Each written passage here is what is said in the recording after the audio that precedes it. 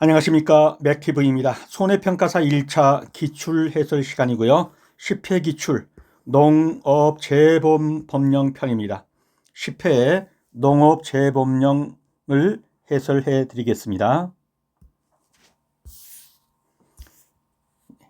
10회 농업재보험령 법령의 26번 문제입니다. 농업재보험법령상 농업재보험심의회에 관한 설명으로 옳지 않은 것은 심의회의 위원장은 농림축산식품부 차관으로 하고, 여기까지는 맞죠? 부위원장은 위원 중에서 농림식품부 차관이 지명한다. 이것은 맞습니까? 틀립니까? 네, 틀렸죠. 어디가 틀렸나요? 부위원장은 위원 중에서 농축산 차관이 지명하는 게 아니라 호선한다. 위원들끼리 상호 선출한다라는 얘기예요. 자기들끼리. 그래서 위원장은 농림식품부 차관이 되고 부위원장은 위원 중에서 상호 호선한다. 그래서 틀린 지문이 되겠고 정답이 되겠습니다.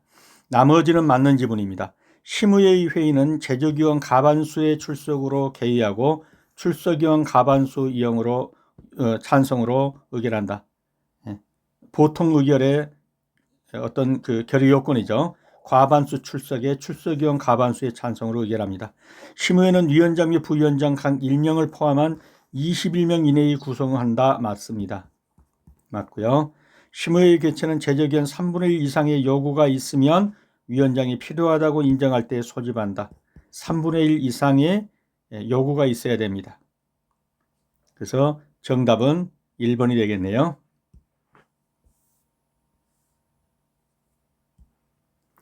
심의회 위원장은 농림축산식품부 차관으로 하고, 여기까지는 맞고요. 그 이후에가 틀렸는데 부위원장은 위원 중에서 호선한다입니다. 넘어가겠습니다. 농업재보험령 재보험의 종류에 관한 설명으로 옳지 않은 것은 재보험의 종류는 농작물 재보험 맞죠? 임산물 재보험 맞죠? 가축 재보험 맞습니다. 양식수산물 재보험도 들어가 있습니다. 아직은 손해평가사의 업무 영역에 들어오지는 않았지만 법령상으로 들어가 있고 머지않은 날 양식수산물 재보험도 손해평가사의 업무 영역에 들어오리라고 봅니다. 그래서 1번은 맞는 지문이고요. 2번 가축재보험의 보험 목적률은 가축하고 축산시설물이다. 맞습니다. 양식수산물 재보험과 관련한 사항은 농축산식품부 장관이 관장한다. 맞습니까? 틀렸죠. 어디가 틀렸나요? 농림축산식품부 장관이 아니라 양식수산물이니까 누가 관장해야겠습니까? 해양수산부 장관이 관장해야겠죠. 그래서 이 부분이 업무 영역으로 들어오면 전국에 있는 가두리 양식장이라든가 이런 것들이 전부 다 이제 이 평가 영역 속으로 들어오겠습니다. 정부는 보험 목적물의 범위를 확대하기 위해서 노력하여야 한다. 노력하여야 한다고 되어 있습니다. 보험 목적물의 확대를 위해서 노력하여야 합니다. 그래서 틀린 것은 3번이 되겠습니다.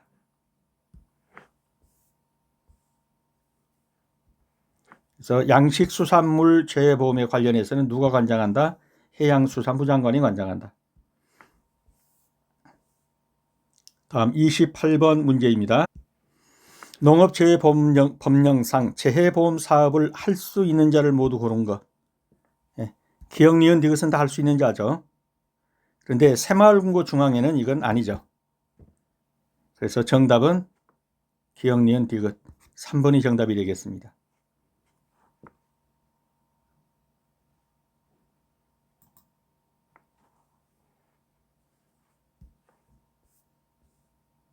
네. 농업재보험법령상 재보험을 할 수 있는 자, 수산업협동조합법에 따른 수산업협동조합, 산림조합법에 따른 산림조합 중앙회, 보험업법에 따른 보험회사. 그런데 새마을금고 중앙회는 아니다. 그래서 정답은 2번이 되겠습니다.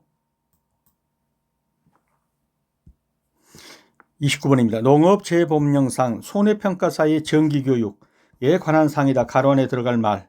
농림축산식품부 장관 또는 해양수산부 장관은 손해평가인이 공정하고 객관적인 손해평가를 할 수 있도록 연 몇 회 이상이요? 연 1회 이상. 시간은 4시간 이상.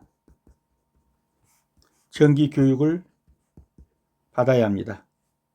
그래서 정기교육 연 몇 회 이상? 1회 이상. 1회 이상. 정기교육 시간은 4시간 이상. 정답은 1번이 되겠네요. 여기는 5시간 이렇게 틀린 거고요. 정답은 1번입니다.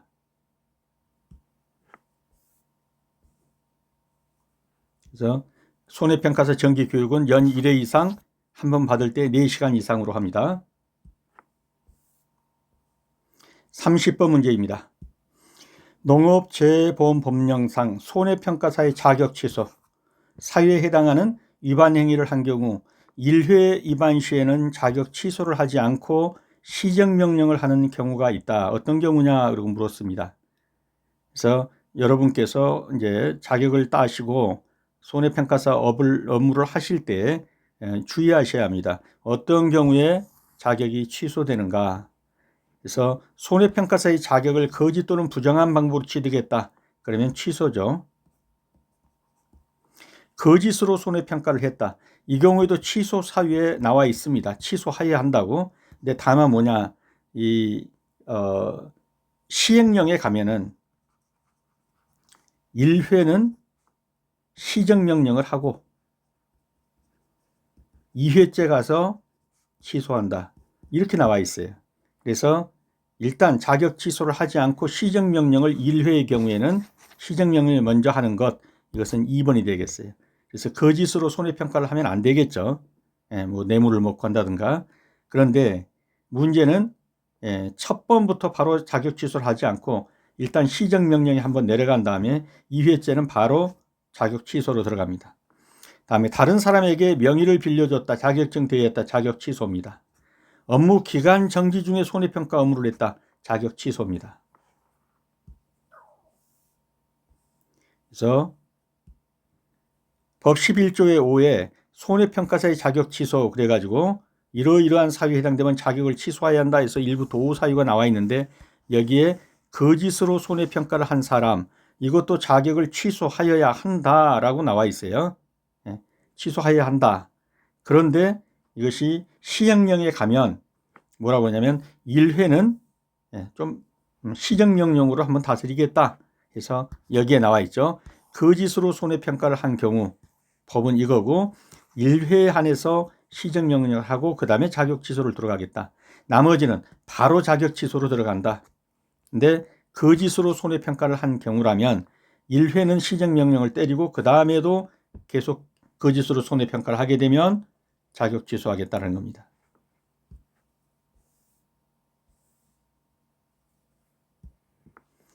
그래서 이 문제는 계속 나올 수가 있기 때문에 유념해 두셔야 합니다.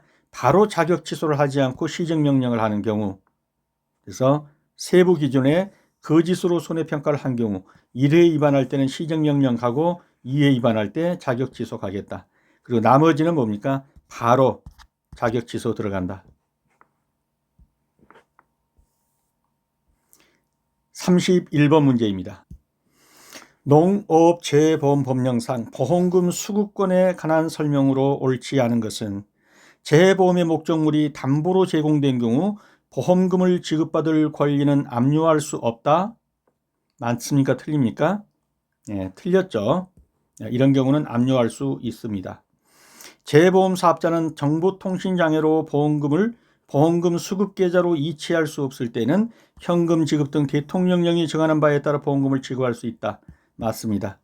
보험금 수급 전용 계좌의 해당 금융기관은 농업재해보험법에 따른 보험금만이 보험금 수급 전용 계좌에 입금되도록 관리해야 한다. 맞습니다. 재해보험 가입자가 재해보험에 가입된 보험 목적물을 양도하는 경우 그 양수인은 재해보험 계약에 관한 양도인의 권리 및 의무를 승계한 것으로 추정한다. 맞습니다. 자, 이 문제를 풀기 위해서는 한두 가지의 상식이 좀 필요하죠. 법률적인 상식입니다. 자, 여기에 이러한 축사가 있고 이 안에 뭐 돼지가 50마리 들었다고 합시다. 그리고 이것을 재해보험에 가입을 했습니다. 축사와 돼지를. 뭐 예를 들면 이것이 5억 원이다 해가지고 5억 원을 재해보험에 가입을 했습니다. 그런데 이 집에 대해서 이 돼지 농장에 대해서 채권자가 두 부류가 있습니다. 한 부류는 이 돼지 가축과 이 사육장을 대상으로 해서 대여해 준 거예요. 은행에서. 그럴 때 이 축사와 축산물을 저당을 잡고 돈을 대출했습니다. 즉 저당권자다 이 말이에요. 저당권자. 또 하나는 일반 채권자입니다. 일반 채권자. 그런데 일반 채권자는 여기가 불나버렸어요. 그래가지고 보험회사 A 보험회사로부터 이제 여기로 보험금이 지급되겠죠.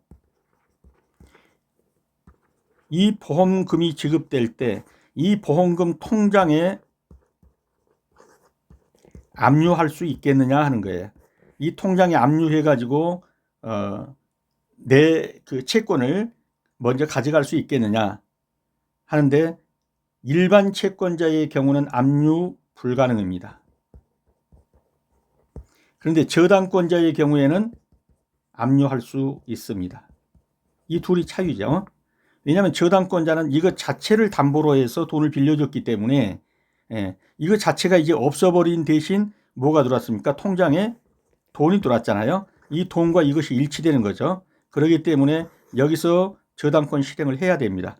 그래서 담보로 제공된 경우 보험금을 지급받을 권리는 압류할 수 없다 그랬으니까 틀린 거죠. 담보로 제공됐다면 압류할 수 있습니다. 그러나 일반 채권자, 다른 뭐 어떤 걸로 돈을 빌려줬던가 이런 채권자들은 여기서 나온 보험금 자체에 대해서 압류할 수가 없습니다. 왜 이렇게 하죠? 이거는 그 농민으로 하여금 다시금 그렇죠. 돼지 우리 짓고 축사 짓고 여기다가 돼지 사서 계속해서 그 영업을 할 수 있도록 영농행위를 할 수 있도록 해주기 위한 시드머니가 되는 게 있게 시드머니가 요거 갖다가 다른 사람이 나눠 먹게 해버리면 안 되겠죠. 그 농민은 죽어요. 그래서 압류를 할 수 없도록 해주는 거예요. 이게 종잣돈이기 때문에.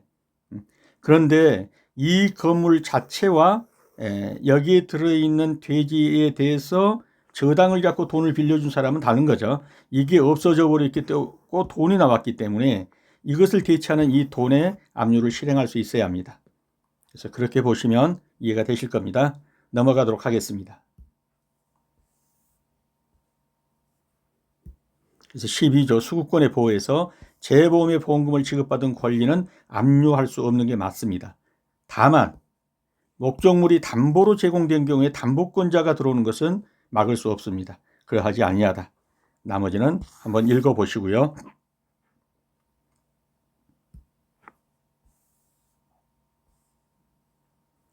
그래서 다시 한번 보면 재보험의 목적물이 보험 목적물이 담보로 제공되었다면 즉 담보로 제공받은 저당권자는 지급받을 권리를 압류할 수 있습니다. 통장으로. 근데 이제 정보통신장애 등으로 인해서 보험금을 통장으로 못 쏴줍니다. 그러면 오라고 그래갖고 현금으로 줘야겠죠. 이건 맞는 것이고요. 보험금 수급 전용 계좌의 해당 금융기관은 이 보험금만 들어가도록 해야 돼요. 다른 것까지 여기 들어가기 위해서 압류를 할 수 없다든가 이런 보호를 받으면 안 되죠. 그래서 보험금만 수급 전용 계좌에 입금되도록 관리해 줘야 합니다. 맞습니다. 재보험 가입자가 재보험에 가입된 목적물을 양도하면 그 양수인은 재보험에 관한 양도인의 권리 의무를 승계한 것으로 추정한다. 이건 이미 우리가 다른 곳에서 봤죠. 이러한 축사를 갑의 축사를 갑이 을에게 양도했습니다. 을이 매수를 했습니다. 여기에 화재보험이 들어있었습니다. 또는 농업재보험이 들어있었습니다. 농재가 들어있었어요.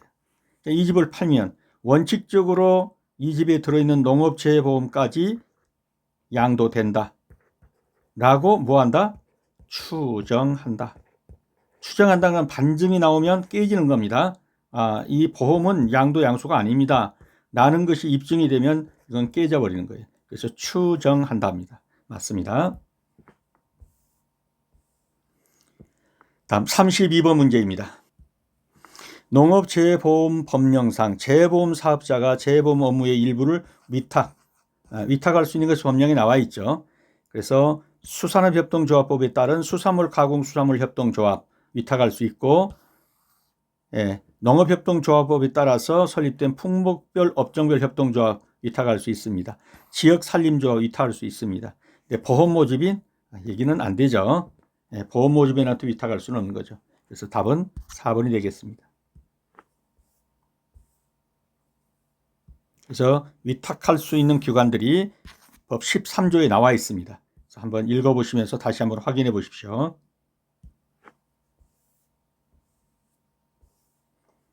33번 문제입니다. 농업재해보험 법령상 재정지원에 관한 설명으로 옳은 것은 정부는 예산의 범위에서 재해보험 가입자가 부담하는 보험료의 전부를 지원할 수 있다. 맞습니까? 틀립니까? 틀렸죠. 어디가 틀렸나요?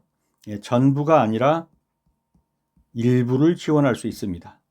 지방자치단체는 정부의 재정 지원 외에 예산의 범위에서 재해보험 사업자의 재해보험의 운영 및 관리에 필요한 비용의 일부를 추가로 지원할 수 있다. 이 부분도 지방자치단체는 비용의 일부가 아니라 전부 또는 일부를 추가로 지원할 수 있다. 그 다음 3번 지방자치단체의 장은 정부의 재정 지원 외에 보험료의 일부를 추가 지원하려는 경우에 재보험 가입 현황서와 가입자의 기준 등을 확인하여 보험료의 지원 금액을 결정하여 지급한다. 이것은 맞는 표현입니다. 풍수의 지진재해보험법에 따른 풍수의 지진재해보험법에 가입한 자가 동일한 보험 목적을 대상으로 재보험에 가입할 때 정부가 재정 지원을 할 수 있다. 이 경우는 할 수 없죠. 할 수 없습니다. 자, 그러면 이 지문들의 가장 기초되는 사항은 어떤 거냐면 이 사항을 파악하셔야 합니다. 보험료는 둘로 구성되어 있습니다. 농업재해보험에서 보험료는 순보험료가 있고 부대보험료가 있습니다. 순보험료는 뭐냐? 사고가 나면 각 가입자에게 지급되는 보험금이 있죠. 이 보험금의 기초가 되는 금액입니다. 부대보험료는 뭐냐면은 NH손보 등이 이 보험을 운영하기 위해서는 인력도 필요하고 또 사무비도 필요하고 이런 비용이 있겠잖아요. 행정비용이. 이것이 부대보험료입니다. 이 부대보험료는 국가가 100% 지원합니다. 이건 100% 지원합니다. 그리고 순보험료, 보험금의 지급이 기초가 되는 이 순보험료는 대략 50%를 국가가 지원합니다. 50% 안 된 것도 있고 넘은 것도 있으니까요. 그 다음에 보통 약 30 내지 40%를 지방자치단체가 지원합니다. 그리고 나머지 10에서 한 20% 정도를 보험 가입자, 농민이 부담합니다. 이런 구조로 돼 있어요. 그러니까 정부는 예산의 범위에서 재보험 가입자가 부담하는 농민이죠. 이건 전액이 아니에요. 전부를 지원할 수 있다가 아니라 일부입니다. 일부를 지원할 수 있다. 어느 정도요? 보통 국가가 50%, 지자체가 30, 40%, 나머지 농민이 10 내지 20%를 내니까 전부 지원은 아니죠. 그래서 틀린 것이 되겠고요. 그 다음에 지방자치단체는 정부의 재원 외에도 예산의 범위에서 전부 또는 일부를 추가로 지원할 수 있다. 일부였으니까 틀렸고, 그 다음에 3번은 이거는 맞죠. 보험료 일부를 추가 지원하려는 경우에 지방자치단체장이 재보험 가입 현황수와 보험 가입자 기준 등을 확인해서 이제 보내달라고 하겠죠. 우리 지자체에서 얼마를 여기에다 보조를 해줘야 할지 알기 때문에. 그래서 일부를 추가로 지원하려는 경우에 보험 가입자의 기준 등을 확인해서 보험료의 지급 결정을 한다. 맞죠? 다음 풍수의 지진재해 보호법에 따른 풍수의 지진 보험에 가입됐습니다. 그러면 동일한 보험 목적물을 대상으로 해서 재보험에 가입할 경우에는 이런 경우에는 정부가 재정 지원을 할 수 없다는 거예요. 이미 다른 곳에서 보장을 받는 것이기 때문에 이 경우에는 정부가 보험료 보조를 할 수가 없습니다. 맞습니다. 그래서 틀린 것은 1번입니다.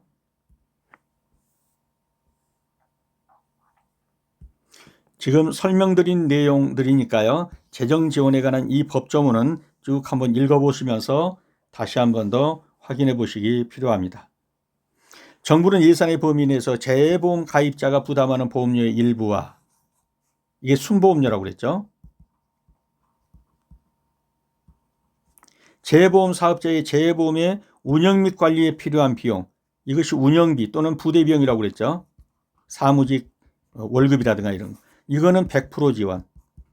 이거는 국가가 50% 정도 지원하고 지자체가 약 30 내지 40%를 지원한다. 그리고 나머지 농민이 보험 가입자가 10 내지 20%를 대강 이제 보험료로 낸다. 이렇게 보시면 되겠습니다. 여기에 이 부분들을 한번 읽어보시면서 다시 한번 확인해 보십시오. 다음 34번 문제입니다. 농업재보험법령상 농림축산식품부 장관이 농업재보험기금 관리 운영에 관한 사무를 농금원, 농업정책보험금융원에 위탁한 경우 기금의 관리와 운용에 관한 설명으로 옳지 않은 것은, 그래서 우선 정답부터 제가 찍으면요 2번인데 2번은 기금 수입 담당 임원은 기금 수입 징수관의 업무를, 기금 지출 원인행위 담당 임원은 기금 지출관의 업무를 담당한다. 그런데 이 부분이 틀렸는데 어디가 틀렸냐면 기금 지출관이 아니라 이 부분이 기금 재무관입니다.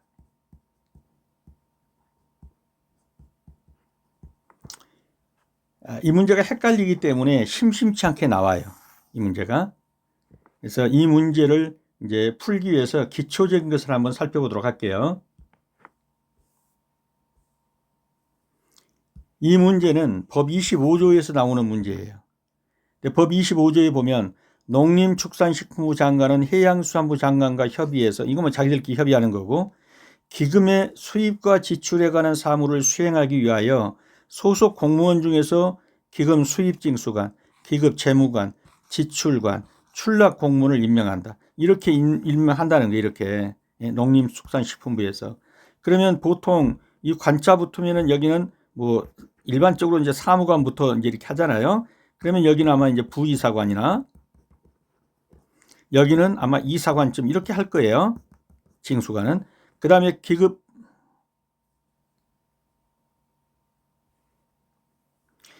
출납 공무원은 주로 이제 뭐 6, 7급 공무원이 하겠죠. 출납 공무원은. 자, 이렇게 하는데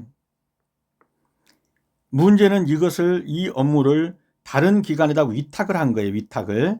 어디다가? 농구먼에다가. 농구먼에 위탁을 했을 때 이 서로 간의 직책이 어떻게 되겠느냐, 이걸 지금 묻고 있는 거예요. 이것이 지금 25조란 말이에요. 다시 한번 이걸 지우고 볼게요. 네, 이 25조가 이거예요. 우리 농림축산식품부에서 한다면 이러한 구조로 공무원들이 한다. 근데 이것을 농구먼에다 위탁을 줬을 때에 우리가 하는 이 직급에 해당되는 직급들이 어떤 것이냐, 이렇게 지금 하는 거예요. 그래서 농림식품부 장관은 입서지 2항에 따라 기금의 관리 운영에 관한 사무를 위탁했다. 어디다? 농구먼에다가. 경우에는 해양수산부장과 협의해서 농업정책보험금융원, 농구먼이죠. 농구먼의 임원 중에서, 이런 임원 중에서 기금 수입 담당 임원과 기금 수입 담당 임원, 그 다음에 기금 지출 원인 담당 임원, 기금 지출 원인 담당 임원을 그 직원 중에서는 기금 지출원, 그 다음에 기금 출납원을 각각 임명해야 한다. 이 경우 기금 수입 담당 임원은, 자 이제 보세요. 기금 수입 담당 임원은 기금 수입 징수관의 업무를, 이제 공문으로 하면 이거다 이 말이 이거다. 기업 수입 징수관의 임무를. 그 다음에 기금 지출 원인행위 담당 임원은 누구? 기금 재무관의 업무를, 요 업무를. 그 다음에 기금 지출원은 기금 지출관의 업무를. 그리고 기금 출납원은 기금 출납 공무원의 업무를 수행한다. 자, 그러면 이제 이게 이제 객관식 시험으로 또 나오면 여러분들은 어떻게 하셔야겠어요? 딱 보면 수입, 지출, 출납 똑같죠? 네, 그러면 뭐 찾는데 어려움이 없어요. 근데 이게 다르잖아요. 이 둘이. 기금 지출 원인행위 담당 임원은 공무원으로 치면 뭐다? 기업 재무관이다. 그래서 이게 이제 계속 약방의 감초처럼 나오는 거예요. 이게 시험으로. 그래서 이것만 확실히 눈도장 찍어 두셔도 답을 고르는데 어렵지 않을 거예요. 다른 건 다 수입이면 수입 찾고, 지출이면 지출 찾고, 출납이면 출납 찾으면 돼요. 그런데 농구원의 기금 지출 원인 담당 임원은 공무원으로 가면, 농림축산식품 공무원으로 가면 누구 역할을 하고 있다? 기금 재무관의 역할을 하고 있다. 이해가 되셨죠?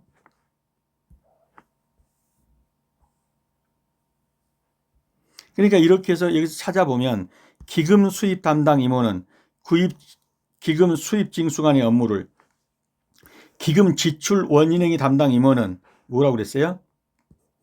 재무관. 기금 재무관의 업무를 담당한다. 이렇게 해서 답을 찾아라 이런 말이에요. 그 나머지는 법령에 있으니까 한번 읽어보시고요. 넘어가겠습니다. 다음 35번 문제입니다. 농업재해보험 법령상 농업재해보험 사업의 관리에 관한 설명으로 옳지 않은 것. 농축산식품부 장관 또는 해수부 장관은 보험상품의 운영 및 개발에 필요한 통계 자료를 수집 관리해야 한다. 맞습니다. 농축산식품부 장관, 해수부 장관은 보험상품의 운영 및 개발에 필요한 통계 수집, 관리조사, 연구 등에 관한 업무를 대통령령으로 정하는 자에게 위탁할 수 있습니다. 맞습니다. 이게 농구먼이죠. 재보험사업자는 농업재보험 가입 촉진을 위하여 보험가입 촉진 계획을 3년 단위로 수립하여 농축산식품부 장관 또는 해수부 장관에게 제출해야 한다. 재보험사업자 NH손보죠. 농업재보험 가입 촉진을 위해서 계획을 세워야 돼요. 어떻게든지 농민들이 많이 이 보험에 가입하도록. 그런데 이 촉진 계획을 몇 년마다 세우냐 하는 건데 틀렸죠. 3년이 아니라 매년입니다. 열심히 농민들 가입시키기 노력하라는 거예요. 매년마다 이 계획 세워서 장관한테 제출하라. 농축산부 장관이 손해평가서 자격을 취소하려고 하면 먼저 청문을 거쳐야죠. 자격을 취소하는데 청문을 거치지 않고 한다? 그러면 이건 무효가 되는 겁니다. 그래서 정답은 3번이 정답이 되겠습니다.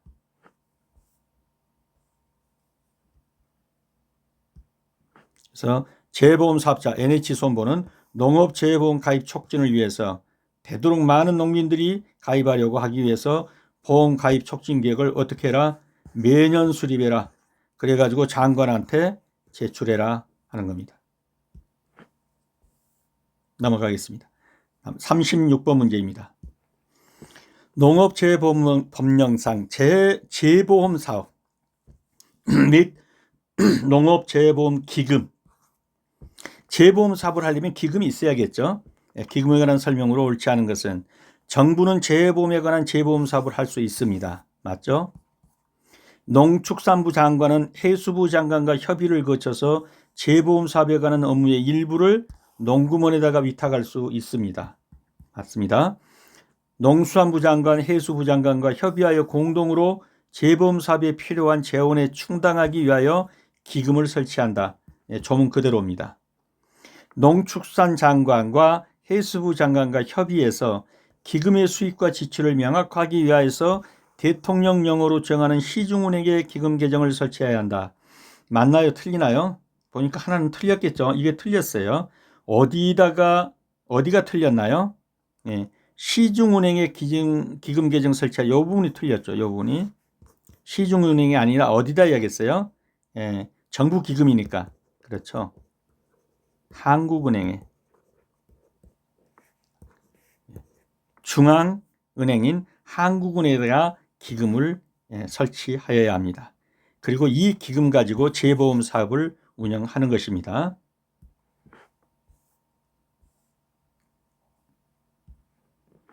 그래서 이 기금은 어디다 한다? 한국은행에, 시중은행에, 그러니까 틀렸고 한국은행에 기금 설치를 해라. 넘어가겠습니다. 37번 문제입니다. 농업재해보험법령상 재해보험 사업자 NH손보는 재해보험 사업의 회계를 다른 회계와 구분하여 회계 처리함으로써 손익관계를 명확히 해야 한다라는 규정이 있죠. 이 규정을 위반했을 때 어떻게 벌칙이 내려지느냐 하는 겁니다. 벌칙이 과태료냐 벌금이냐, 벌금이나 과태료면 얼마냐. 그래서 이것에 깔려 있는 그 행간의 의미는 뭡니까? 왜 구분 회계 처리를 해야 합니까? 그렇죠. 이 재보험은 뭐예요? 이 국가 돈으로 하는 거예요. 국가 돈.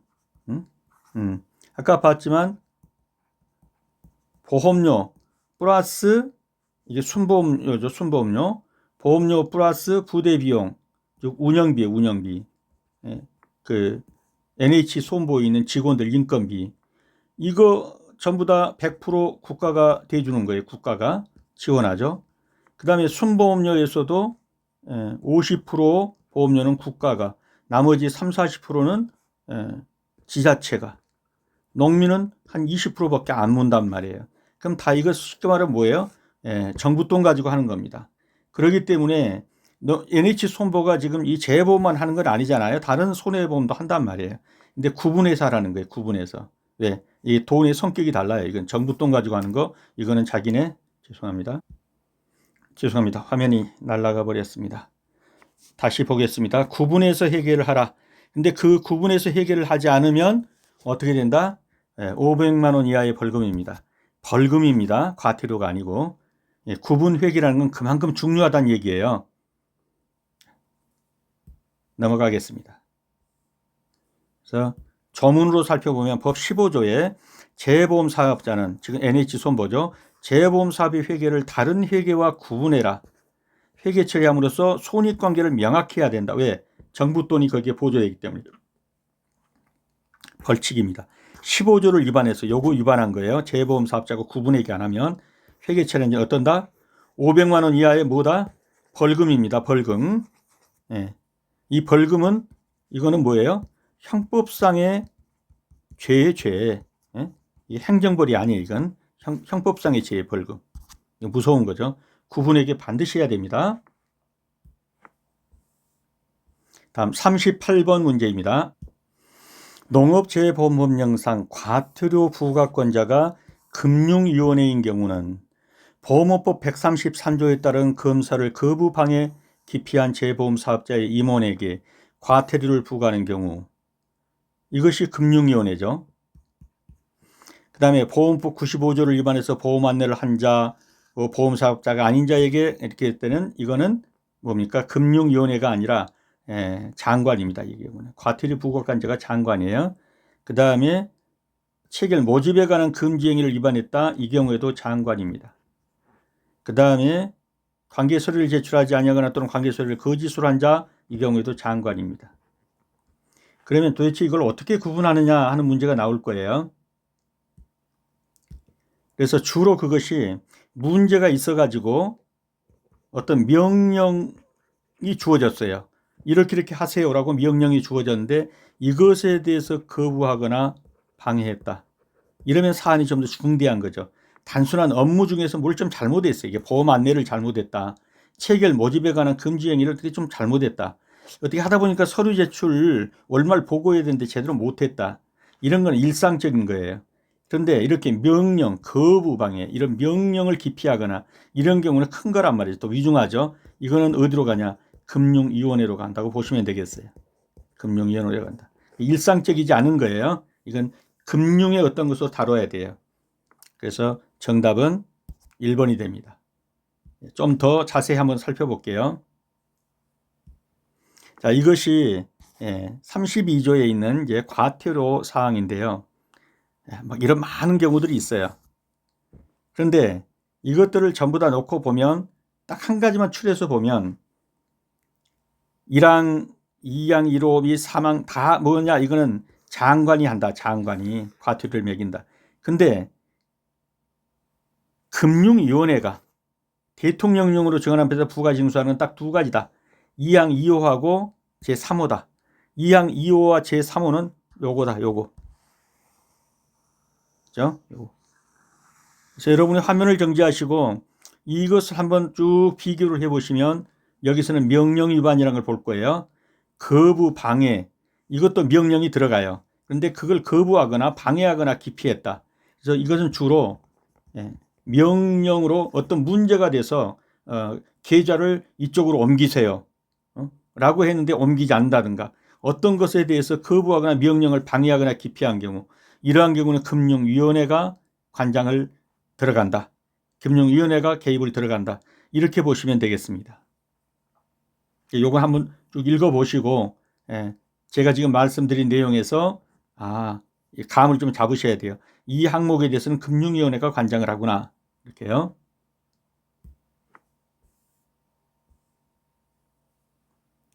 그리고 그것을 보험업법으로 들어가 찾아보면 이런 거예요. 이게 명령권으로 되어 있어요. 이렇게. 133조도 자료 제출 및 검사의 명령에게. 근데 이것을 거절하는 거예요. 그래서 보험 계약자 등을 보호하기 위해서 보니까 안 되겠어요. 이 통장이나 이쪽을 전부 다 어느 은행으로 옮기고 금융감독원의 검사를 받으라든가 뭔가 문제가 좀 심각해가지고 금융위원회가 지금 개입하고 있는 거예요. 그런데 이것에 대해서 거부하게 되면 금융위원회가 과태료가 들어간다. 그렇게 보시면 되겠습니다. 그래서 이제 한번 쭉 보시면 어떤 경우에 금융위원회가 관장하네 하는 게 눈에 좀 보이실 거예요. 여기 관계 서류 제출을 하지 아니하거나 이거는 주로 뭐냐면 통상적으로 하는 업무 보고라고 보시면 돼요. 월말에 뭐 보고하거나 이런 데 관계 서류 제출, 업무 처리 상황 보고 이런 걸 좀 거짓으로 했다. 좀 가라가 들어갔다. 모집을 좀 잘못했다. 안내를 좀 잘못했다. 이런 것들은 그런데 금융위원회에 보험업법 나오면 벌써 금융위원회가 들어가는 거예요. 거부, 방해, 기피했다. 그러면은 이쪽은 금융위원회의 명령을 위반한 것이다. 이렇게 봐가지고 금융위원회가 개입한다. 이 정도로 생각하면 되겠습니다. 다음 39번 문제입니다. 농업재해보험상 용어의 정의에 따를 때 보험 가입자와 보험 사업자 간의 약정에 따라 보험 가입자가 보험 사업자에게 내는 거. 이런 경우에 잘못하면 헷갈리니까 이렇게 한번 써보고 보험 사업자, 이건 보험회사죠. 그 다음에 보험 가입자. 쉽게 말하면 농어민이겠죠. 자, 보험 가입자가 보험 사업자에게 내는 것은 뭐다? 보험료다. 사고가 났을 때 보험 사업자가 보험 가입자에게 주는 것은 보험금이다. 그러면 보험 가입자가 보험 사업자 간의 약정에 따라 보험 가입자가 보험 사업자에게 내는 건 뭐다? 보험료다. 대강 짚으면 이렇게 쉬운 문제를 틀릴 수도 있으니까요. 확실하게 푸셔야 합니다. 넘어가겠습니다. 40번 문제입니다. 농업재해보험 손해평가 요령상 손해평가인의 손해평가 업무에 관한 설명으로 옳지 않은 것. 손해평가인은 피해 사실 확인, 보험료율의 산정 등의 업무를 수행한다. 맞습니까? 틀렸죠. 어디가 틀렸나요? 보험료율 산정은 이쪽 업무가 아니죠. 이것은 NH소 즉 보험 사업자가 그렇죠? 장관의 승인을 어떤지 해가지고 요율을 산정하는 것이지, 그렇죠? 예, 손해평가인이 요율 산정하는 건 아닙니다. 예, 나머지 지문은 다 맞는 지문입니다. 그래서 이 지문을 한번 그대로 확인해 보시고요. 자, 손해평가 요령에 보면 3조에 손해평가사, 손해평가시, 손해평가인, 손해평가사, 손해사정사는 다음 각호의 업무를 수행한다 해가지고 손해평가인이나 손해평가사나 손해사정사는 업무에 구분이 없어요. 다 이거 할 수 있어요. 피해 사실 확인, 보험 가액 및 손해의 평가, 그 밖에 손해평가에 관하여 필요한 사항. 자, 이제 여러분이 합격해가지고 나가서 실무를 할 때 똑같은 실무를 하는 사람이 세 부류가 있다는 걸 보게 되실 거예요. 첫째는 손해평가인, 둘째는 여러분처럼 시험에 합격한 손해평가사, 또 한 부류는 손해사정인. 이분들은 쉽게 말하면 자격을 갖춘 분들이 교육만 받으면 할 수 있는 거예요. 손해평가사는 시험에 합격해야 할 수 있는 거예요. 손해사정인은 이 시험이 아니라 손해사정인 시험을 봐가지고 합격한 사람들이에요. 주로 손해사정인들은 뭐 하냐? 법인 만들어가지고 여러분 같은 손해평가사들이나 손해사정인들을 고용해가지고 업무를 처리하는 사람이에요.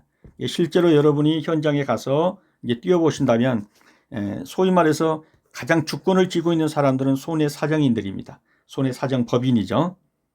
이분들은 뭐 자동차 보험이라든가 이런 모든 것들을 다 손해사정합니다. 그 중에 일부로 가지고 있는 것이 바로 농업재보험 손해사정도 하고 있는 것이죠. 그리고 이제 여러분처럼 시험을 합격한 사람들이 손해평가소로 나가는 경우, 이분들은 교육만 받고 나가는 사람들. 이 세 종류의 손해평가 업무를 종사하는 자가 있습니다. 내용은 똑같습니다. 피해 사실 확인, 보험가액 및 손해평가, 그 밖에 손해가 아니라 필요한 사항은 다 할 수 있습니다. 네, 그래서 손해평가인은 피해 사실은 확인할 수 있다. 그러나 보험료율 산정은 할 수 없다. 그리고 손해평가를 이촉한 경우에는 자격을 표시할 수 있는 손해평가 인증 발급해줘라. 재보험 사업자는 손해평가인을 대상으로 농업재보험에 관한 기초 지식이라든가 이런 교육 실시해라. 재보험사는 실무교육을 받는 손해평가인에 대하여 교육비를 지급할 수 있다. 맞습니다. 다음 41번 문제입니다. 평가 요령상 손해평가인 위촉 취소에 관한 설명이다. 가로 안에 들어갈 내용으로 옳은 것. 재보험 사업자는 손해평가인이 법 30조에 의해서 벌금 이상의 형의 선고를 받고 집행이 종료되거나 면제된 날로부터 몇 년? 2년이 경과되지 아니하면 위촉을 취소합니다. 다음에 위촉이 취소된 후에도 또 뭡니까? 2년이 경과되지 아니하면 이 사람도 위촉 취소가 됩니다. 또 무슨 기간 중에 손해평가 업무를 업무 정지 기간 중에 손해평가를 했다. 그러면 위촉을 취소해야 합니다.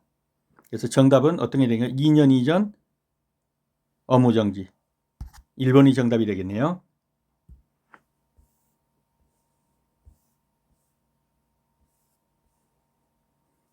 이 부분은 손해평가 요령 제6조에 나와 있는 내용입니다. 참고로 여러분이 공부를 하실 때 법뿐만 아니라 손해평가 요령을 반드시 많이 보셔야 합니다. 여기서 시험이 제일 많이 나와요. 손해평가 요령을 꼭 보셔야 된다. 인터넷에서 손해평가 요령 치시면 다 나오니까 거기에서 다운받으셔가지고 보시면 될 겁니다.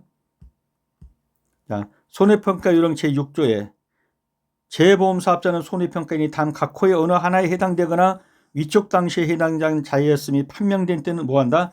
위촉 취소해라. 이런 경우입니다. 이런 경우. 그래서 업무 기간 중에 손해평가를 했다. 취소합니다. 거짓 그 밖에 부정한 방법으로 손해평가인으로 위촉되었다. 취소해야 합니다. 위촉이 취소되는 인원이 경과되지 않았는데 또 위촉을 받았다. 취소해라. 벌금 이상의 형사선고를 받고 집행이 종료된 이후에 2년이 경과되지 않았다.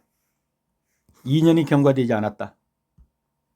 그래서 2년입니다. 다. 그러면 위촉을 취소하라는 것입니다.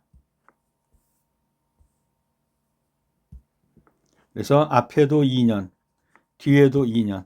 앞에 2년은 벌금형 이상의 선고를 받고 집행이 면제된 날로부터 2년이 경과되지 않은 자. 두째 2년은 위촉이 취소된 후 2년이 경과되지 아니한 자. 이 사람들은 취소하라는 거죠. 위촉 취소를 해야 돼요.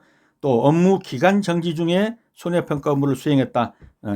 그러면 위촉 취소해라. 그래서 정답은 1번이 되겠습니다. 다음 42번 문제입니다. 손해평가 요령상 손해평가반에 관한 설명으로 옳지 않은 것은 재보험사업자는 손해평가를 하는 경우 손해평가반을 구성하고 NH손보에서 각 지역별로 손해평가반을 구성할 겁니다. 손해평가반별로 평가 일정 계획을 수립해야 한다. 맞습니다. 손해평가반은 손해평가인, 손해평가사, 손해사정사, 손해평가 보조인 중 어느 하나에 해당하는 자로 구성한다. 틀렸죠? 어디가 틀렸나요? 이런 건 없습니다. 요 세 사람입니다. 손해평가인, 손해평가사, 손해사정사. 손해평가반은 5인 이내로 구성한다. 5인 이내로 구성합니다. 그리고 손해평가반이 손해평가를 실시할 때는 재보험사업자가 해당 보험가입자의 보험계약상 중 손해평가와 관련된 사항을 손해평가반에게 통보해 줘야 한다. 주로 계약상이라든가 이런 것을 NH손보는 손해평가반에게 통보해 줘야겠죠. 그래야만 나가는 손해평가반이 계약사항과 현장에서의 사항들을 같이 입체적으로 봐야 하기 때문이죠. 그래서 정답은 옳지 않은 것. 그렇기 때문에 2번이 정답이겠네요. 손해평가 보조인은 없다.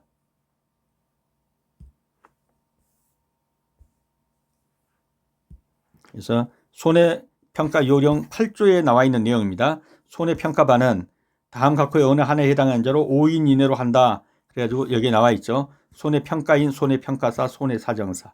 보조는 없습니다.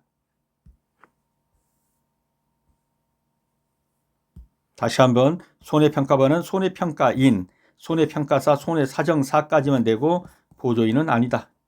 그래서 정답은 2번이 되겠습니다. 다음 43번 문제입니다.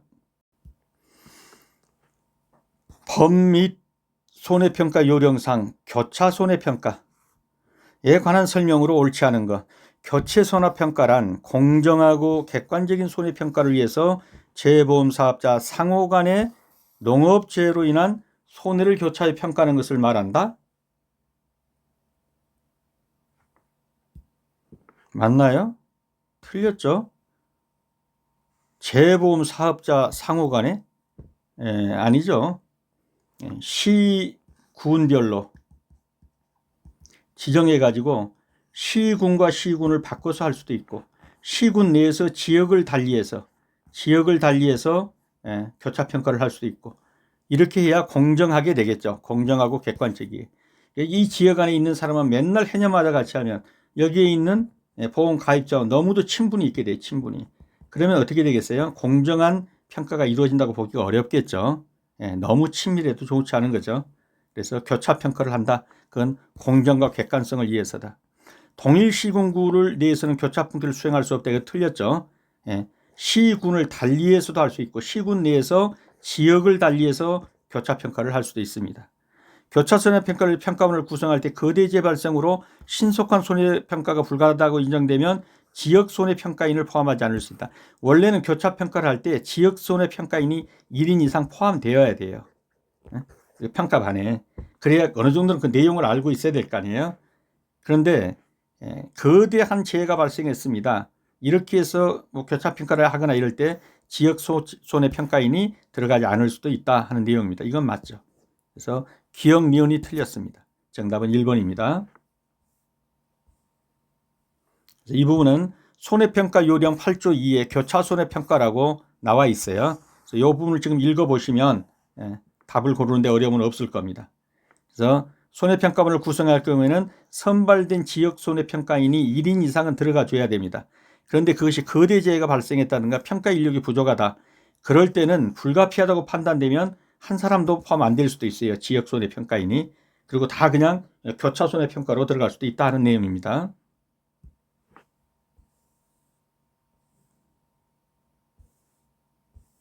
다음 44번 문제입니다. 손해평가 요령상 손해평가 결과 검증에 관한 설명으로 옳은 것은 재해보험 사업자 유의자는 검증조사를 할 수 없다. 맞나요? 틀렸죠. 예.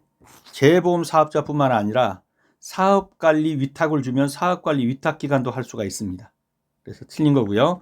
손해평가반이 실시한 손해평가 결과를 확인하기 위해서 검증조사 제대로 했나 검증조사를 해봅니다. 할 때 손해평가를 실시한 보험 목적물 중에서 일정 수를 임의 추출하여 검증조사를 해서는 안 된다? 아니요. 일정 수를 임의 추출 검증조사를 할 수 있죠. 그러니까 이게 틀린 것이죠. 할 수 있습니다. 검증조사 결과, 이 검증조사는 전수조사를 하는 게 아니에요. 일부 추출해 가면 되죠. 검증조사 결과 현저한 차이가 발생되어 재조사가 불가피하다고 판단될 경우에는 해당 손해평가반이 조사한 전체 보험 목적물에 대해 재조사할 수 있다. 맞습니다. 예, 이제 니들이 한 건 못 믿겠다는 거예요. 그래서 이 손해평가반이 한 전체를 전부 다 전수조사를 할 수가 있습니다. 보험가입자가 정당한 사유 없이 검증조사를 거부하는 경우 검증조사반은 검증조사가 불가능하여 손해평가 결과를 확인할 수 없다는 사실을 재보험사업자에게 통지한 후, 틀렸죠? 누구에게 통지하죠? 네, 보험가입자에게. 통지한 후 검증조사 결과를 작성하여 농수산부 장관이 아니고 재보험 사업자 NH손보죠.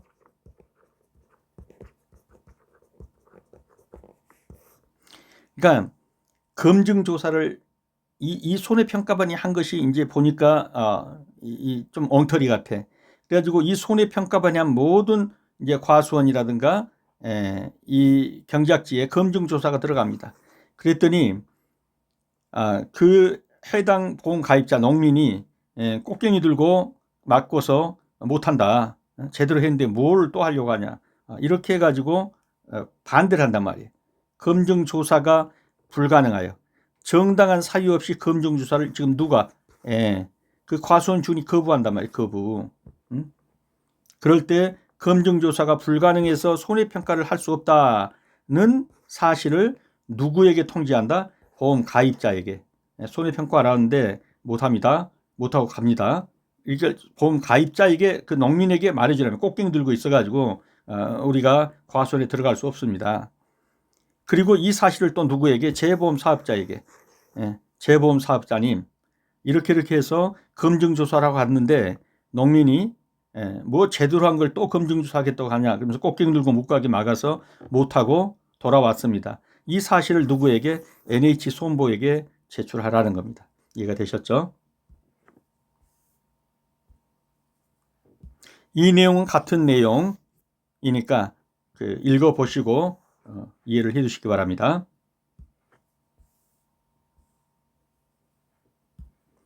다시 한 번 더 보면 손해평가 요령상 손해평가 결과 검증에 대해서 재보험사업자 NH손보만 검증조사를 할 수 있는 게 아니라 사업관리 위탁기관도 검증조사를 할 수 있다. 손해평가반이 실시한 검증조사를 할 때 손해평가를 실시한 보험 목적물 중에서 일정 수를 임의 추출하여 검증조사할 수 있다. 보험가입자가 정당한 사유 없이 검증조사를 거부하는 경우에는 검증조사반은 검증조사가 불가능해서 손해평가 결과를 확인할 수 없다는 사실을 누구에게? 꽃갱이 들고 있는 보험가입자에게 통지해주고 검증조사 결과를 꽃갱이 들고 모아가지고 못하고 왔습니다. 라는 것을 재보험사업자 NH손보에다가 제출하라. 다음 45번 문제입니다. 손해평가 요령상 보험 목적물별 손해평가 단위가 농지인 경우에 설명으로 옳은 것은 농작물을 재배하는 하나의 경작지의 필지가 2개 이상인 경우에는 하나의 농지가 될 수 없다. 틀렸죠? 필지와 관계없습니다. 구획되어 있으면 이렇게 구획되어 있으면 이것을 하나의 농지로 보면 됩니다. 그렇기 때문에 한 필지가 여러 개의 농지로 나뉠 수도 있고 여러 개의 필지가 하나의 농지로 나올 수도 있죠. 농작물을 재배하는 하나의 경작지가 농로에 의해 구획된 경우에 구획된 토지는 각각 하나의 농지로 한다. 틀렸습니다. 어디가 틀렸죠? 농로가 아니라 도로에 의해서 이렇게 도로가 나 있고 이렇게 도로가 나 있고 이렇게 도로가 나 있고 이렇게 나 있다. 그럼 이거 하나의 농지가 된다는 게 도로에 의해서 구분되죠. 근데 다만 농로는 제외한다라고 법에 나와 있어요. 농로는 안 돼요. 일반 도로에 의해서 구획되면 각각의 하나의 농지예요. 농노는 아니다. 농작물을 재배하는 하나의 경작지의 지번이 2개 이상인 경우에 하나의 농지가 될 수 없다. 아까 봤죠. 10개의 지번이라도 하나의 농지가 될 수 있습니다. 지번과 관계없다. 이게 틀린 거죠. 경사지에서 보이는 돌담 등으로 구획되는 면적이 극히 작은 것은 동일 작업 단위 등으로 정리하여 하나의 농지에 포함할 수 있다. 맞습니다. 한 번 더 보면서 해설을 드리겠습니다. 이건 손해평가 단위는 12조, 법 12조에 나와 있는 내용이에요. 보호 목적물별 손해평가 단위는 다음과 같다. 농작물은 농지별로, 가축은 개별 가축별로, 벌은 벌통 단위로, 농업시설물은 보험 가입 목적물별로. 제1항1을 수정한 농지라 함은 보험 가입등에 해당하는 토지로 필지 등과는 뭐한다? 관계없다는 거예요. 필지와 관계없어요. 예, 5개의 필지로 하나의 농지예요. 근데 필지가 5개. 뭐 25-1, 25-2, 여기는 25 본번, 여기는 25-6 이렇게 해서 막 5개 필지로 구성되어 있다. 가능한 거예요. 가능하다.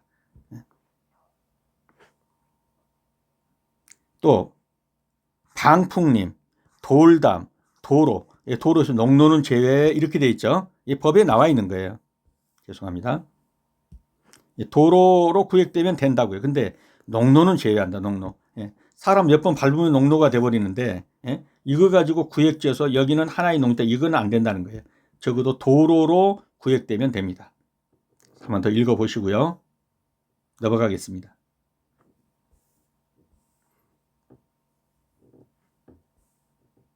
네, 보시다시피 농로는 아니다. 도로다.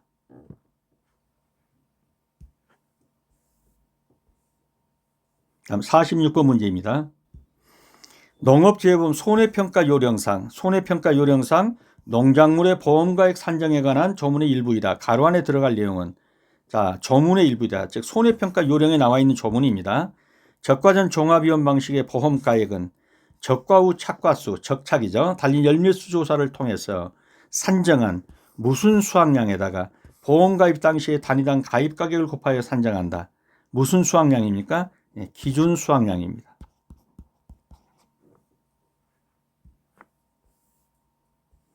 손해평가 요령 13조에 나와 있는 내용이에요. 그래서 농작물에 대한 보험가액 산정은 다음과 같이 한다. 그래서 인삼은 어떻게 한다. 그 다음에 적과전 종합위험 방식의 적과 후 착과수 조사를 통해 산정한 뭐에다가 기준 수확량에다가 보험가입 당시의 단위당 가입가격을 곱하여 산정한다.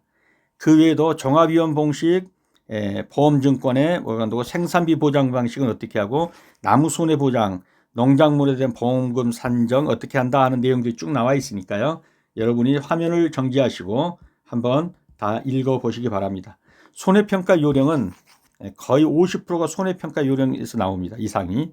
손해평가는 꼼꼼히 살펴두셔야 합니다. 자, 지금은 어떻든 적과전 종합위험 방식 보험가액은 적과 후 착과수 조사를 통해서 산정한 뭐에다가 기준 수확량에다 보험 가입 당시의 단위당 가입 가격을 곱해서 산정한다. 기준 수확량이다. 그래서 적과전 종합위험 방식의 보험 가입은 적과 후 착과수를 통해서 적착을 통해서 산정한 기준 수확량에다가 보험 가입 당시의 단위당 가입 가격을 곱하여 산정한다. 다음 47번 문제입니다. 손해평가 요령상 종합위험 방식 과실손해보장 보험금 산정을 위한 피해율 계산식이 이렇게 되는 거. 피해율은 평년결과모지수 분의 고사결과모지수. 이렇게 피해율이 나오는 품목은 어떤 것이냐 그렇게 물은 거예요. 즉 모지수를 가지고 평년결과 모지수다 죽은 모지수를 해서 피해 입은 걸 계산하겠다. 즉 모지수로 계산하겠다. 이것은 어떤 품목이냐라고 묻는 겁니다. 복분자입니다.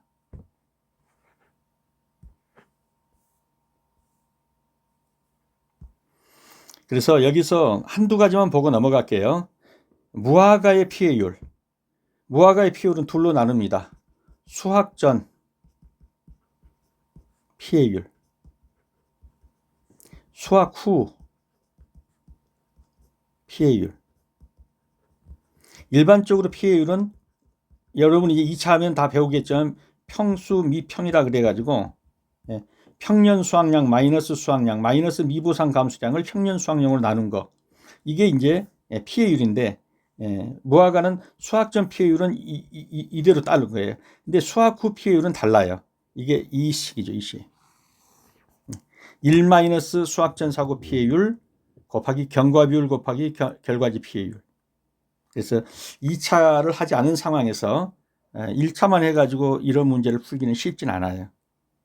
그래서 제가 부탁드리고 싶은 것은 1차는 1개월 정도만 제대로 해도 충분합니다. 그래서 지금 현재가 11월, 오늘이 30일이에요. 지금 오늘 정도에서는 뭘 하고 있어야 되냐면은 여러분이 2차를 공부하고 계셔야 돼요. 나는 1차가 너무 불안해서 그래도 한 번쯤은 사전 연습을 한 다음에 하겠다라고 하면 괜찮아요. 근데 지금은 어떻든 2차 공부할 때다. 그리고 시험 1차 시험 한 2개월 남겨놓고 2개월 전에 그때 2차 들어가서, 그러니까 쉽게 말하면 몇 월경이죠? 한 3월 중순경 이후나 그때 가서 1차 시험에 이제 올인을 하는 거예요. 그래도 조금 기본 상식이 있는 분들은 1개월이면 1차는 충분합니다. 자, 그렇게 해서 한번 넘어갔고요. 그 다음에 복분자 조금 전에 봤죠. 평정 결과 모지수 분의 고사 결과 모지수에서 피해율이 나옵니다. 그 다음에 OD는 평수 미평이 아니라 평조 미평으로 나옵니다. 그 다음에 감귤은 좀 달라요. 또 피해율이 등급 내 피해 과실수. 왜 등급의 피해 과실수는 50%만 산정을 해요.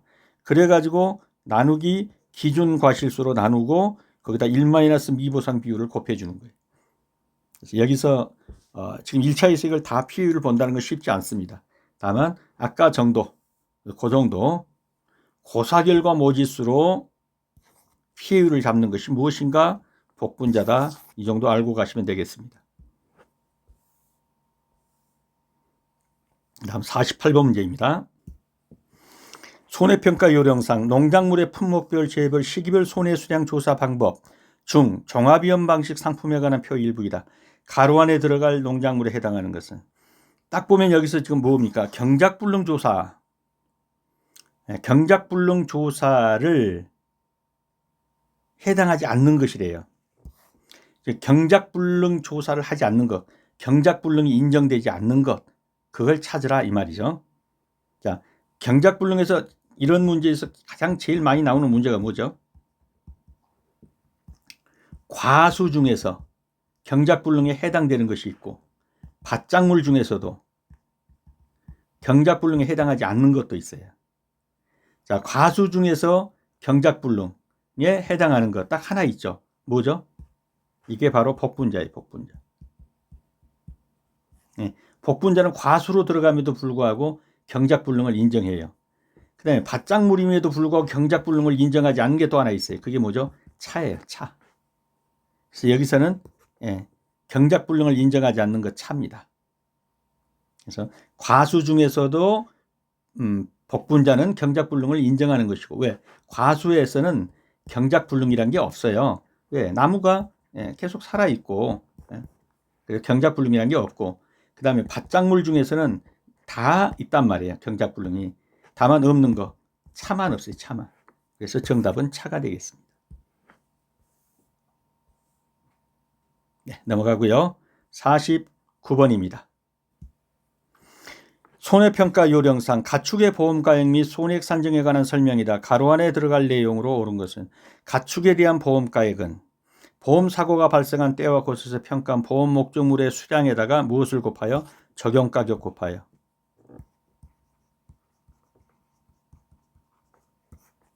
가축에 대한 손해액은 보험사고가 발생한 때와 곳에서 폐사 등 피해를 입은 목적물의 수량에다 무엇을 곱하여? 적용가격 곱하여. 그러니까 이런 돼지 우레에 돼지가 50마리가 있습니다. 그러면 보험가액은 얼마가 되겠습니까? 50마리 곱하기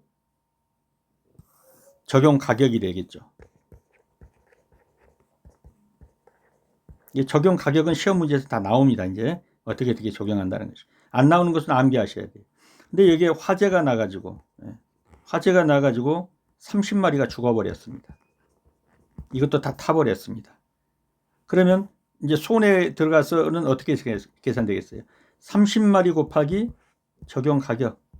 이렇게 하면 이게 피해액이 나오겠죠. 그래서 손해액은 폐사 등 피해를 입은 보험 목적물에다가 적용 가격 곱하는 것이다. 그래서 적용 가격 그러니까 4번이 되겠네요. 그리고 이 부분은 14조에 나와 있는 내용입니다. 그래서 가축에 대한 보험가액은 보험사고가 발생한 때와 곳에서 평가한 보험 목적물의 수량에 뭐를 곱해서 적용 가격을 곱해서, 가축에 대한 손해액은 보험사고가 발생한 때와 곳에서 폐사 등의 피해를 입은 보험 목적물의 수량에 무엇을 곱해서 적용 가격을 곱해서. 그래서 이게 그냥 조문 그대로 나온 것입니다. 그래서 여기도 적용 가격, 여기도 적용 가격이다. 다음 마지막 50번 문제입니다. 손해평가 요령상 농업시설물의 손해액 산정에 관한 설명이다. 가로 안에 들어갈 내용은 보험 가입 당시 보험 가입자와 재보험 사업자가 손해액 산정 방식을 별도로 정한 경우를 제외하고는 농업시설물에 대한 손해액은 보험사고가 발생한 때와 곳에서 산정한 피해 목적물을 원상 복구하는 비용을 말합니다. 원상을 복구할 수 있는 비용을 주는 거예요. 원상 복구 비용이다. 그래서 정답은 4번이 되겠습니다.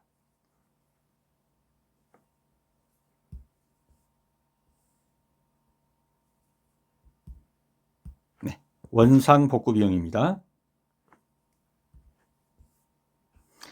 네, 여기까지 해서 농업재해보험 10회.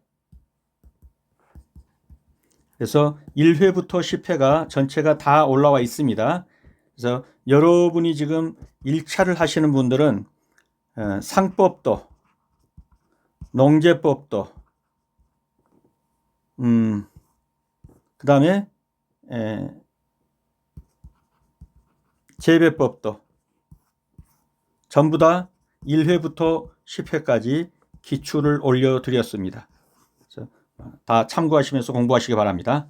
지금까지 수업하시느라 수고 많으셨습니다. 좋은 결과 있으시기 바랍니다. 감사합니다.